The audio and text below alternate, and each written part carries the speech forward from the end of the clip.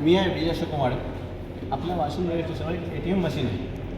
Washim railway station नाही तर पूर्ण भारतामध्ये एक ATM मशीन आहे जनरल तिकीट काढायसाठी. ते कसं काढायचं तुम्हाला आज मी असं सांगतो. भरपूर लोकांना असं आहे की जनरल तिकीट काढता येत नाही आणि QR कोड स्कॅन करता येत नाही आणि कोणाकोणाचे असे पैसे कटतात आणि त्या पैसे कटल्यानंतर लोक म्हणतात की माझे पैसे कटले आणि तिकीट बाहेर नाही आलं. ठीक आहे, आज मी तुम्हाला दोन्ही प्रॉब्लेम सॉल्व्ह करून देतो.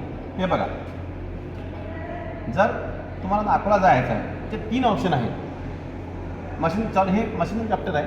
तुम्हाला 3 ऑप्शन आहेत, एक मराठी, हिंदी आणि इंग्लिश. सध्या मी इंग्लिशमध्ये तुम्हाला दाखवत आहे. ठीक आहे, हे ऑल अदर स्टेशन. हे ऑल अदर स्टेशन जे आहे, तुम्हाला कुठं जायचं असेल तिथं नाव टाकायचं. चला तुम्हाला सांगतो आता एक उदाहरण की आपल्याला अकोला नाव टाकायचं आहे. अकोला असं अकोला येईल तर अकोला क्लिक करायचं, चेंज जर्नी डिटेल्स टाकायचं, याच्यावर क्लिक करायचं आहे.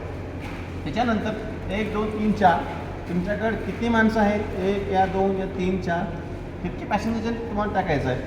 आणि ऑर्डिनरी म्हणजेच पॅसेंजर गाडी आणि डेमो गाडी, मेल एक्सेस म्हणजे इंटरसिटी, या ज्याला 17 लागल्या ती गाडी, सुपरफास्ट 1 2 या 0पासून जे स्टार्ट गाडी होते, या 1 2 पासून जे स्टार्ट होते त्याला सुपरफास्ट असे म्हणले जाते. आता एक पॅसेंजर येते, आपण पॅसेंजर बघूता. ठीक आहे, एक तिकीट एक अडल्ट आहे आणि आपण बघता हे अडल्ट करायचं एक आणि ऑर्डिनरी आणि पे करा. पे केल्यानंतर ते QR कोड स्कॅन करा. एक QR कोड स्कॅन केला आपण. QR कोड स्कॅन केल्यानंतर काय होते, आपण QR कोड स्कॅन करायचा आणि पेमेंट करायची.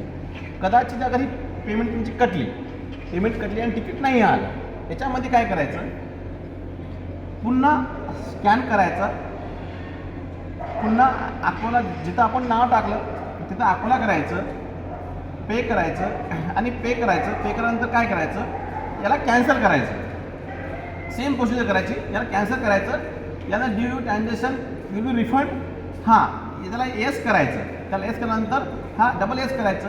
तुम्हाला एक तुमचा मोबाईल नंबर मागेल, तुमचा मोबाईल नंबर टाकायचा आणि ओके करायचं. तुम्हाला रिफंड तुमच्या मोबाईलवर येऊन जाईल, जेणेकरून तुम्हाला रेल्वे कर्मचारी या रेल्वे कंप्लेंट टाकायची काही आवश्यकता राहणार नाही. 130 कंप्लेंट टाकायची काही आवश्यकता राहणार नाही. हे जर प्रोसिजर 3 दिवस असते, हे झाल्यानंतर तुम्हाला 139वर कंप्लेंट टाकावं लागेल.